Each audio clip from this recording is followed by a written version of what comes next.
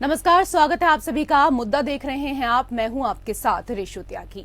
जोशीमठ में धंसती जमीन और दरकते मकानों की खबरों के बीच एक चौंकाने वाली रिपोर्ट सामने आई है। एक अध्ययन में पाया गया है कि ऋषिकेश से जोशीमठ के बीच 309 जगह पर भूस्खलन हुआ है, यानी हर 1 किलोमीटर पर एक से ज्यादा लैंडस्लाइड हुआ है। अध्ययन बताता है कि जोशीमठ के आसपास के पहाड़ किस तरह से अस्थिर हैं। यूरोपीय जियोसाइंस यूनियन के मुताबिक इन भूस्खलनों के पीछे बारिश जैसे प्राकृतिक कारणों के अलावा सड़क निर्माण और सड़कों का चौड़ीकरण करना भी वजह हो सकती है। 11,000 फीट से अधिक की ऊंचाई पर स्थित जोशीमठ का एक भूकंपीय क्षेत्र है जो कई कस्बों और गांवों से घिरा हुआ है, जो बद्रीनाथ और हेमकुंड साहिब जैसे तीर्थ स्थलों के प्रवेश द्वार पर है। विशेषज्ञों ने उत्तराखंड के 4 स्थानों को जोखिम भरा इलाका बताया है। टिहरी की अगर बात की जाए तो टिहरी क्षेत्र के कुछ घरों में दरारें आई हैं। टिहरी बांध भारत का सबसे ऊंचा बांध है और सबसे बड़ी जल विद्युत परियोजनाओं में से एक है। धरासू इलाका भूकंप और भूस्खलन के लिहाज से संवेदनशील इलाका है। यह इलाका सैनिकों और सामग्री को ले जाने के लिए स्थानीय लोगों के साथ साथ सेना के लिए भी बेहद महत्वपूर्ण है। गौचर जोशीमठ से लगभग 100 किलोमीटर दूर है यह, और ये इलाका भी भूस्खलन और भूकंप की दृष्टि से संवेदनशील है। एक महत्वपूर्ण नागरिक और सैन्य अड्डा है। पिथौरागढ़ की अगर बात की जाए तो पिथौरागढ़ को भी भूवैज्ञानिक संवेदनशील मानते हैं। यह एक महत्वपूर्ण सैन्य और नागरिक केंद्र है। एक बड़ा प्रशासनिक केंद्र होने के अलावा इसमें एक हवाई पट्टा है जो कि सेना के लिए महत्वपूर्ण है। इसके साथ उत्तराखंड के उच्च हिमालयी जोन भूकंप और भूस्खलन के लिहाज से संवेदनशील है। राज्य में समय समय पर आ रहे छोटे बड़े भूकंप इस बात की ओर इशारा कर रहे हैं। वैज्ञानिक गढ़वाल और कुमाऊं के बड़े हिस्से को भूकंप के लिहाज से खतरनाक मान रहे हैं। भूवैज्ञानिकों ने उत्तराखंड के कई स्थानों पर भूकंप मापी यंत्रों के जरिए दावा किया है कि 1991 से अभी तक राज्य में छोटे बड़े 3,000 से ज्यादा भूकंप आ चुके हैं। तो उत्तराखंड दरक रहा है। अभी तक तो जोशीमठ की जो तस्वीरें हैं वो ही आपने देखी। लोगों का पलायन यहां से जारी है, कुछ लोगों को सरकार ने शिफ्ट कराया है। अब हालात दूसरे इलाकों में भी बेहद गंभीर होने लगे हैं। उत्तराखंड में जो संकट है वो बहुत बड़ा है, बहुत गहरा है। इस बीच खबर है कि चंपावत, उत्तरकाशी और कर्णप्रयाग के कुछ क्षेत्रों में भी जोशीमठ जैसी दरारें आ चुकी हैं।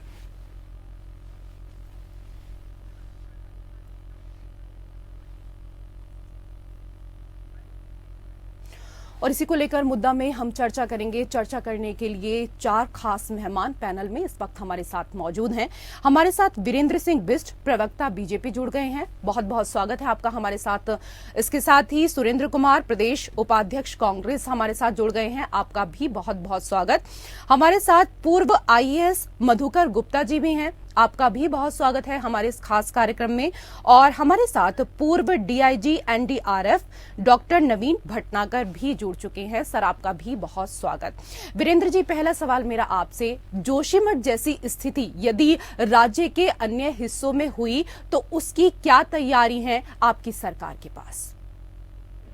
देखो, जहाँ तक डिजास्टर मैनेजमेंट को लेकर राज्य सरकार पूरी तरीके से अलर्ट है। हमारी SDRF और दूसरी जो हमारी आपदा को लेकर जो टीमें हैं पूरे अलर्ट मोड में है। कहीं भी ऐसी शंका होती है, आशंका होती है और कहीं भी अकस्मात कोई घटना हो जाएगी, उससे निपटने के लिए, लोगों को विस्थापन करने के लिए, पुनर्वास करने के लिए तुरंत सरकार तैयार है। अभी तक जो हालात सामने हैं, अभी जोशीमठ को लेकर सरकार बहुत गहनता के साथ संवेदनशील होकर काम कर रही है। वहाँ जो कुछ भी जैसा कुछ करना था प्राथमिक दृष्टि से किया जा चुका है।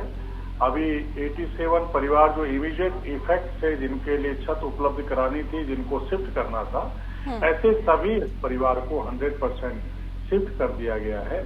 उनको जो 1.5 लाख रुपए का जो मुआवजा सरकार ने इमीडिएट इफेक्ट से था, 50,000 ट्रांसपोर्टेशन का था और 1 लाख रुपए उनको और दूसरी चीजों के लिए और 5,000 रुपये जो उनका महीने का किराया भत्ता है वो उसके लिए, और 450 रुपये रोज के जो उनका खाने का है, और उनके मवेशियों का जो 15,000 रुपये है, और मवेशियों के लिए जो खाना उपलब्ध कराया जा रहा है, जो पैसा भुगतान किया जा रहा है, वो सरकार पूरी तरीके से चाक चौबंद होकर कर रही है। पूरी राजस्व की टीम, जिला प्रशासन इस काम में लगा हुआ है। दूसरी जगह जहां ठीक है भी सर, संभावना है सरकार कि अपनी तरफ से लगातार कोशिश कर रही है, लेकिन जो संकट है वो संकट दरअसल बहुत गहरा है। इसको हमें समझना भी यहाँ पर पड़ेगा, क्योंकि अब सिर्फ बात जोशीमठ की ही नहीं है, बल्कि कई और इलाके अब दरारों की चपेट में आने लगे हैं। सुरेंद्र जी, राज्य में लैंडस्लाइड को लेकर जो नई रिपोर्ट आई है उस पर आप क्या कुछ कहेंगे? देखिए, जो वैज्ञानिकों की रिपोर्ट हमें मीडिया के माध्यम से पढ़ने को मिल रही है, सुनने को मिल रही है, वो चिंताजनक है।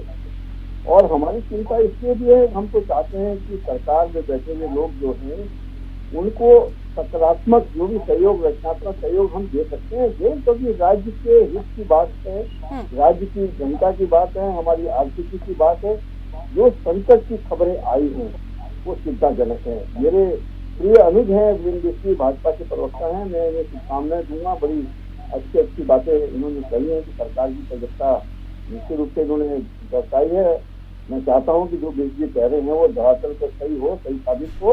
परंतु हजूर ने बहुत देर कर दी। हजूर आपने आज मैं ये जरूर जोर देकर कहना चाहूंगा कि उत्तराखंड में कई जगह पर इतने लैंडस्लाइड का, इतना अतिवृष्टि का और बर्फीले तूफान के इतने खतरे हैं, इतने खतरे मंडराते रहे हैं पूर्व में भी, उस पर मैं समझता हूँ सरकारों ने कोई कार्रवाई नहीं करी।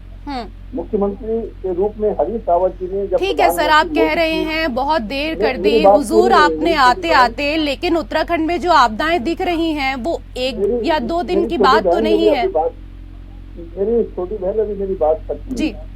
प्रधानमंत्री जी अब यहाँ पहले दौरे में ऋषिकेश आए थे, तो मुख्यमंत्री के रूप में तत्कालीन मुख्यमंत्री हरीश रावत जी ने उन्हें 400 गांवों के जो आपदा से प्रभावित हैं उन्हें विस्थापित करने के लिए केंद्र के सहयोग की मांग की। और मैं समझता हूँ वो गांव अभी भी खतरे की जद में है। उनसे कुछ गांव जो अभी रिपोर्ट आ रही है वैज्ञानिकों की, उसमें भी सम्मिलित हैं। और ये एक ऐसी समस्या है कि दलगत राजनीति से ऊपर उठकर देखना होगा। बिजली ने अपनी सरकार की कई योजनाओं के बारे में बताया है, कई ऐसे कदमों के बारे में बताया है। मेरी शुभकामनाएं है बिजली को भी, सरकार को भी। हम सरकार के साथ। ठीक है, मैंने जो सवाल किया उसका जवाब नहीं दिया। इस सवाल का जवाब मैं आपसे लूंगी आगे। हमारे साथ दो और गेस्ट जुड़े हुए हैं सर, उनके पास भी मुझे जाना है। मधुकर जी, जोशीमठ में जो हुआ उसमें सामाजिक संगठनों के आरोप, वैज्ञानिकों के विश्लेषण और सरकारी समझ तीनों बटी हुई हैं। यदि यही स्थिति रही है, कोई निर्णय लेना कठिन होगा, स्थिति संभल नहीं पाएगी। आप इसका समाधान किस तरीके से देखते हैं? देखिए, ये आपदाओं का इतिहास जो है ना, उसको अगर आप उसका विश्लेषण करेंगे तो पाएंगे कि हर आपदा में यही स्थितियां पैदा होती हैं। सरकार उसको अंडर एस्टिमेट करती है, जो सिविल सोसाइटी है उसको ओवर एस्टिमेट करती है, मीडिया ओवर एस्टिमेट करता है, जो तकनीकी वैज्ञानिक हैं उनकी राय कुछ अलग रहती है। यही चैलेंज होता है सरकार के सामने। तो सरकार में जो अधिकारी वहां पे मौजूद हैं या जो विशेषज्ञ हैं, उनको बहुत क्लैरिटी से ये फैसला लेना पड़ता है कि क्या करना है और क्या नहीं करना है। देखिए, बहुत सारी प्रिजम्पशंस होती हैं, बहुत सारे कयास लगाते हैं, तो उसके आधार पे फैसले नहीं लिए जा सकते हैं। जो एविडेंस हमारे पास है, जो साइंटिफिक एविडेंस है, उसके तकनीकी विशेषज्ञों में भी विरोधाभास होता है जी। अगर एक रोगी है तो 4 डॉक्टर्स उसके ऊपर 4 की टिप्पणी अलग रहती है, तो उसमें से तय करना वही लीडरशिप है। तो वही चैलेंज रहता है। और अगर आपके पास सही विशेषज्ञ हैं, सही लोग हैं, मैं उदाहरण देना चाहूंगा जी। मैं जब भुज के अर्थक्वेक में था तो इतनी भारी मात्रा में आर्मी अस्पताल में मरीज आ रहे थे, उनको बहुत गंभीर चोटें लगी हुई थी, ऑपरेशंस जारी थे। मतलब मैं देख के खुद घबरा गया कि इतनी भारी मात्रा में जो वर्कलोड है वो कैसे हैंडल होगा। और वहां पे जो कर्नल थे उन्होंने कहा कि चिंता मत करिए, अभी शुरुआत हुई है, 2-3 दिन में देखिए सब धीरे धीरे टेपर ऑफ हो जाएगा। जी। तो जो अनुभव है, जिन लोगों का अनुभव है, उनका अनुभव का फायदा उठाइए और ऐसे लोगों को साथ रखिए जो सटीक डिसीजन ले सके। तो इसमें कंफ्यूजन क्रिएट करने वाले बहुत लोग रहते हैं, मीडिया भी उनमें से एक है, पर जो फैसला लेने वाले लोग हैं उनमें क्लैरिटी चाहिए। वो एग्जामिन करें, परीक्षण करें, जो भी एविडेंस है। ठीक है सर, मैं आपकी बात से सहमत हूँ, लेकिन जिस तरीके से मीडिया पर आपने आरोप लगाया है, तो सभी मीडिया वालों को आप एक तराजू में मत तोलिए, सभी मीडिया कर्मियों को आप एक तराजू में मत तोलिए, क्योंकि आप देखिए हम अपनी जिम्मेदारी को बहुत अच्छे से समझते हैं, हमारा चैनल तो विशेष तौर पर, क्योंकि लगातार हम इस विषय पर मुद्दे पर हम बैठे हुए हैं और क्या कुछ निष्कर्ष निकाला जा सकता है, आगे की क्या कुछ प्लानिंग हो सकती है भविष्य के लिए, इसीलिए तो हम बैठे हुए हैं। आप जैसे एक्सपर्ट को हमने बुलाया है तो किस रीजन के लिए बुलाया है? इसीलिए बुलाया है ना, हमने कोई राजनीति करने के लिए नहीं बुलाया है। खैर डॉक्टर, आप राजनीति देखिए, बहुत सारी स्टडीज मौजूद हैं जी। मैंने सिर्फ एक लाइन में यही कहा कि सभी को आप एक तराजू में ना तोलें, बस मेरा ये निवेदन है। अगर आप मीडिया के ऊपर आरोप भी लगा रहे हैं तो लगाइए, लेकिन सबको ना कहिए, सबके लिए ना कहिए, ठीक है। डॉक्टर नवीन सर, सड़कें ही सारी सुविधाएं और राहत पहुंचाने का आधार हैं, जबकि भूस्खलन में आ रही तेजी से सड़कें प्रभावित हो रही हैं।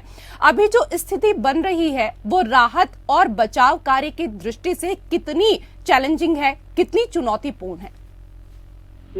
लगातार इसके ऊपर मैं 3-4 चैनल से बोल चुका हूं और 3-4 दिन से बोल रहा हूं लगातार। तो इसके अंदर क्या है कि ये लोगों ने इसको गलत ढंग से प्रोजेक्ट कर रहे हैं। ये क्रैक जो आया है तो ये इसमें मानव भी जिम्मेदार है। जब आपको पता है कि एक कमीशन रिपोर्ट आई थी मिश्रा जी की, और इस बारे में कहा भी गया था कि भाई ये आपने तरीके अपनाने हैं और ये पहाड़ कच्चे हैं और कभी भी दरक सकते हैं। और इसके ऊपर जब आपने अंधाधुंध डैम वगैरह बनाए तो पानी का जो लीकेज हो रहा था उसको रोकने का अरेंजमेंट करना चाहिए था, वो हुआ नहीं, वो ध्यान दिया नहीं। नीचे नीचे पानी का रिसाव होता रहा, जो जमीन के नीचे से मिट्टी खिसकती गई। जब नीचे मिट्टी नहीं होगी बेस के नीचे तो क्रैक तो आनी है। और जरा सा भी अगर अर्थक्वेक आ गया, अर्थक्वेक का जरा सा भी झटका 3 या 4 डिग्री का भी आ गया तो आप ये मान के चले कि बहुत बड़ी नुकसान हो सकता है, पूरा डिमोलिश हो सकता है स्ट्रक्चर। फिर भी हमारी गवर्नमेंट ऑफ इंडिया, BRO और स्टेट गवर्नमेंट सभी मिलकर कोशिश कर रहे हैं कि इसको ज्यादा से ज्यादा नुकसान ना हो। और इसके लिए जो आजकल नई टेक्नोलॉजी आई है, जो दरार भरने का, जो रोड में दरार आई है, जो पहाड़ों में क्रैक आए हैं, उनको रोकने का भी तरीका अपनाया जा रहा है। पानी को रोकने का भी कोशिश की जा रही है। और लेकिन इसमें जो मानव जो नुकसान होना है उसको बचाने के लिए बहुत जरूरी है वहां से पब्लिक को इवैक्यूएट करना, दूसरी जगह शिफ्ट करना। जिस दिन हम दूसरी जगह लोगों को पूरा सेफली शिफ्ट कर देंगे, और वो कैसे करेंगे वो राज्य सरकार और केंद्र सरकार जाने। ठीक है, बिल्कुल सही कहा आपने कि पहाड़ ये कच्चे हैं, नए पहाड़ हैं, और ऐसे में जो गलतियां पहले हुई वो हुई, चाहे वो किसी भी सरकार से हुई है, लेकिन आगे के लिए हमें प्लान बनाना होगा ताकि कोई हादसा ना हो पाए। दरकता उत्तराखंड, इसी को लेकर हम यहाँ पर चर्चा कर रहे हैं। पैनल में 4 खास मेहमान हमारे साथ मौजूद हैं। सुरेंद्र जी, उत्तराखंड में जो आपदाएं दिख रही हैं वो 1 या 2 दिन की देन नहीं है, जैसा कि मैंने आपसे पहले भी सवाल किया, या उसका कोई एक कारण नहीं खोजा जा सकता है। तब भी मैं आपसे जानना चाहूंगी कि अभी क्या कदम उठाए जाएं जिससे भविष्य में बड़ी घटनाएं रोकी जा सकें। यह रिपोर्ट आई है, उनमें कई जिलों में, कई कस्बों में ये खतरा दर्शाया गया है। और ये अंदेशा, मैं इसको पुष्ट नहीं करता, पुष्टि नहीं कर रहा हूँ, तो ये अंदेशा जताया गया है कि जो हमारी विभिन्न परियोजनाएं चल रही हैं, चाहे वो विष्णुगाड़ परियोजना हो, चाहे हमारी रेल परियोजना हो, उन योजनाओं के कारण भी ये दराव, ये रिसाव, ये सब कुछ हो सकता है। निश्चित रूप से वैज्ञानिकों की राय लेकर, जो एक्सपर्ट्स हैं, विशेषज्ञ हैं, उनकी राय लेकर हमें इस पर कोई बचाव का वो तरीका ढूंढना होगा। और यही उचित है, ये राज्य के हित की बात है, जनहित की बात है इसमें हम सब लोग सरकार के साथ हैं। यदि सरकार हम लोगों से जो भी सहयोग चाहेगी हम वो सहयोग करने को तैयार हैं। परंतु ये जो सच है कि राज्य में, प्रदेश के पहाड़ी क्षेत्रों में जो कस्बे बनाए जा रहे हैं, चाहे पहाड़ में हो चाहे मैदान में हो, वो ऐसा लगता है कि कहीं ना कहीं जो हमारा ड्रेनेज सिस्टम है वो गड़बड़ा रखा है। उस ड्रेनेज सिस्टम पे अतिक्रमण भी जिम्मेदार है, उसका हमारी विभिन्न परियोजनाएं भी जिम्मेदार हो सकती है। इस सब चीजों को दलगत राजनीति के ऊपर उठकर सोचना होगा। माननीय मुख्यमंत्री जी को निश्चित रूप से सर्वदलीय बैठक बुलाकर और लोगों को भी इसे स्वास्थ्य लेना चाहिए। लोकतंत्र में पक्ष और विपक्ष दोनों लोकतंत्र के बहुत महत्वपूर्ण हिस्से हैं, उन दोनों का अपना अपना योगदान है। बिल्कुल, दोनों का अपना अपना योगदान है, लेकिन सबसे अच्छी बात ये है कि इस विषय पर चाहे पक्ष हो चाहे विपक्ष, दोनों की जो राय है वो एक है।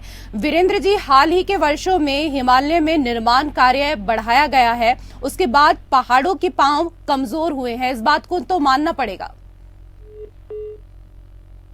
आपको आवाज मिल रही है वीरेंद्र जी? चलिए, संपर्क टूट गया है। सवाल फिर से एक बार दोहराएंगे जो वीरेंद्र जी हमारे साथ जुड़ेंगे। मधुकर जी, हिमालय के जियोलॉजिकल सर्वे या रिपोर्ट्स तो लगभग हर साल आते हैं, लेकिन कभी उन पर चर्चा नहीं हुई। मैं IIT रुड़की की कुछ रिपोर्ट्स देख रही थी जिसमें जोशीमठ जैसी स्थितियों के स्पष्ट संकेत मिलते हैं, इसके बावजूद कभी इनकी चर्चा नहीं हुई।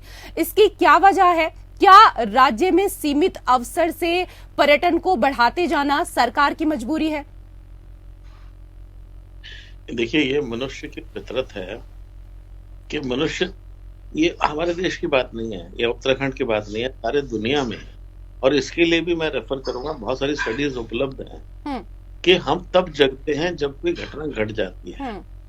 तो प्री डिजास्टर जो प्रिपेयर्डनेस है, जो प्रिवेंशन है, उस पर फोकस नहीं करते हैं। तो जब कोई घटना घट जाती है तब वो रेडार स्क्रीन पे वो चीज आती है, घटना निकल जाती है, उसके बाद फिर यूं वैसे का वैसे ही हो जाता है।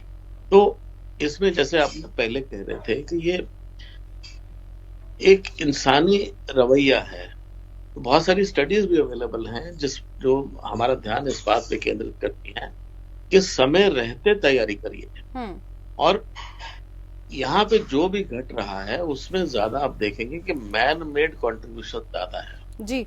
जहां पे जो निर्माण, किसी किस्म का भी निर्माण हो रहा है उत्तराखंड में या ऐसे क्षेत्रों में, तो उसको हम बहुत सोच समझ के निर्माण करें। कहीं सड़क है, डैम है, मकान है, होटल है, जितना भी निर्माण है, क्या उसकी आवश्यकता है? क्या हाई राइज होटलों की आवश्यकता है? तो हर जगह सब तरह का निर्माण नहीं सूट करता है। पहाड़ में हाई राइज होटल्स का कोई मतलब नहीं है। अच्छा, इसी तरह से इस बात का विश्लेषण भी होना चाहिए कि पहले कितनी आबादी थी, कितने लोग बाहर से आके बस गए। जब लोगों को साधन लगता है कि भाई टूरिज्म का विकास होगा, टूरिज्म का भी विकास, उस दिन भी मैंने जिक्र किया था कि उसको एक डायरेक्टेड विकास करिए टूरिज्म का भी। तो बड़ी बड़ी सड़कें बनाने से जाहिर है कि ये सब डैम्स हैं, वो सब है, उससे ये एरिया और अस्थिर होता है। तो जो भी मैन मेड कंस्ट्रक्शन की जाए आने वाले इस वक्त में, वो बहुत ही कॉन्शियस होके की जाए, बहुत सचेत होके की जाए, और एक डायरेक्टेड जो है निर्माण होना चाहिए। और जो वही उस बात पे मैं फिर आऊंगा कि जो विकास की परिभाषा है जी, वो सब जगह बदलती है। तो विकास की परिभाषा क्या होनी चाहिए उत्तराखंड में? ऐसे इको फ्रेजाइल जोन में किस तरह का विकास हो? ऐसा विकास हो जिससे हमारा अस्तित्व खतरे में ना पड़े। बिल्कुल, ये लाइन आपने बिल्कुल सही कही कि विकास ऐसा होना चाहिए कि जिससे अस्तित्व खतरे में ना पड़े। नवीन जी, हिमालय का पूरा क्षेत्र ही संवेदनशील है। अब तक जो गलतियां हुई हैं उसके परिणाम टाले नहीं जा सकते, लेकिन राहत और बचाव कार्य को लेकर भावी योजनाएं सरकार को अभी बनानी चाहिए। इसका क्रम क्या होगा, इसके स्टेप्स क्या हों? जी, इसके लिए जो है हाई लेवल कमेटी गठित करनी चाहिए जो सारे पहाड़ों का ऑडिट करे और ये बताए कि किस एरिया में डेवलपमेंट मुफीद हो सकता है, कहाँ पर नहीं हो सकता, कहाँ पर जो अभी धुंध किया गया है उसको वहां से शिफ्टिंग कराना चाहिए। जैसे अभी आपने यहाँ देखा, ये जो है सैंडी रॉक्स है और मड है या मैक्सिमम, तो जरा सा भी पानी का लोड आया, मिट्टी बह गई और जगह ये क्रैक हो गए। अगर इसके ऊपर ध्यान दिया होता, डैम तो आप बना रहे हो, वहाँ कई ऐसी परियोजनाएं चल रही है जहाँ पानी को स्टैक किया हुआ है। आपको मालूम है सैंडी रॉक जो है और ये मड जो है, ये पानी को सस्टेन नहीं कर सकती। पानी का प्रेशर आया और अभी आपने नमूना देख लिया। तो मैं बराए मेहरबानी सभी से कहना चाहूंगा, गवर्नमेंट से भी, कि वो ध्यान दे और पहाड़ों का ऑडिट करवाएं। ऑडिट भी जो पूरा सर्वे करवाएं, हाई लेवल कमेटी को गठित करके, और जहां पर इस टाइप के कंस्ट्रक्शन हैं, जो हैवी लोड कंस्ट्रक्शन, उनको तुरंत हटा दिया जाए। क्योंकि अब ये देखिए मल्टी स्टोरी, तो पहले जो मकान बनते बिल्कुल थे, सही आपने कहा सर कि पहाड़ों को बचाना होगा तो इसलिए सर्वे तो कराना बहुत महत्वपूर्ण है, तभी पता चल पाएगा कि कहां पर क्या कुछ दिक्कतें, क्या कुछ परेशानी है। वीरेंद्र जी, हाल ही के वर्षों में हिमालय में निर्माण कार्य बढ़ाया गया है, उसके बाद पहाड़ों के पांव कमजोर हुए हैं, इस बात को तो मानना पड़ेगा। देखिए, निश्चित रूप से ये मानव भूल रहती है, मानव की जो लापरवाही है उसी का नतीजा रहता है। अर्थक्वेक आ जाता है या अचानक कोई घटना हो जाए, कोई देवी आपदा आ जाए, वो विषय अलग रहता है। लेकिन कहीं ना कहीं मानव की तो भूल है ही, इसमें मानव की लापरवाही है, नेग्लेंसी है, जिससे ये परिणाम होता है। सिर्फ मानव की भूल है क्या सर? सरकार की कोई जिम्मेदारी नहीं, सिर्फ मानव की भूल है? देखिए, मानव भूल रहेगी इसमें, आप जहां भी रहेंगे, जहां भी आप इन ऐसे विषय आएंगे। लेकिन उसके बाद जो सरकार का मैनेजमेंट है वो अच्छा होना चाहिए। जैसे अभी उत्तराखंड सरकार कर रही है कि भाई देवी आपदा आने के बाद, ऐसी घटना होने के बाद तुरंत सरकार ने, मुख्यमंत्री पुष्कर सिंह धामी जी ने तुरंत उसमें एक्शन लिया, लोगों को तुरंत जो है रिलीफ देने का काम किया, लोगों को तुरंत सेंट्रल हाउसेज में या सरकारी आवासों में लोगों को शिफ्ट करने का काम किया। ये 2 चरणों में होता है कि पहली जो गलती हुई है उस गलती की पुनरावृत्ति ना हो। जैसे अभी डॉक्टर नवीन जी ने कहा कि एक हाई लेवल कमेटी इसमें बननी चाहिए जो निरंतर ऐसी गतिविधियों को ध्यान रखे और समय समय पर सरकार को एडवाइस करते रहे। कहीं कोई अगर ऐसी समस्या आ रही है, कोई चेतावनी आ रही है, तो सरकार के इमीडिएट इफेक्ट से उसका जो है सरकार को संज्ञान ले और सरकार उस पर काम करे, ये भी होना चाहिए। लेकिन अभी जो हमारे सामने जो परिस्थिति है, इस परिस्थिति से निपटना है, लोगों को रिलीफ देना है, लोगों तक सहायता पहुंचानी है। जो 876 घर चिन्हित किए गए हैं उनके लिए एक सुरक्षित जगह पर उनके लिए जगह का चयन करना और वहां उनके लिए आवास भवन बनवाना और भविष्य में उनको वहां स्थानांतरित करना, ये सरकार के ऊपर जिम्मेदारी है। अभी तुरंत हमारे यहाँ 1 महीने के अंदर यात्रा प्रारंभ होने वाली है, ओडी का विंटर गेम शुरू होने वाला है, तो सरकार बड़ी दुविधा में है कि आगे क्या होगा, कैसे होगा। ऐसी परिस्थितियां रही, अगर इन परिस्थितियों को अगर हमने ठीक ढंग से अगर हैंडल कर दिया तो हम आगे इन यात्रा को भी हम प्रारंभ कर पाएंगे, दूसरी चीजों को भी कर पाएंगे। इसलिए बहुत ठीक है सर, यात्रा तो अब बाद की बात है, पहले लोगों को शिफ्ट करना वो सबसे ज्यादा जरूरी है। बहुत बहुत शुक्रिया आप सभी मेहमानों का हमारे साथ इस चर्चा में जुड़ने के लिए, और इसी के साथ मुद्दा में फिलहाल इतना ही। नमस्कार।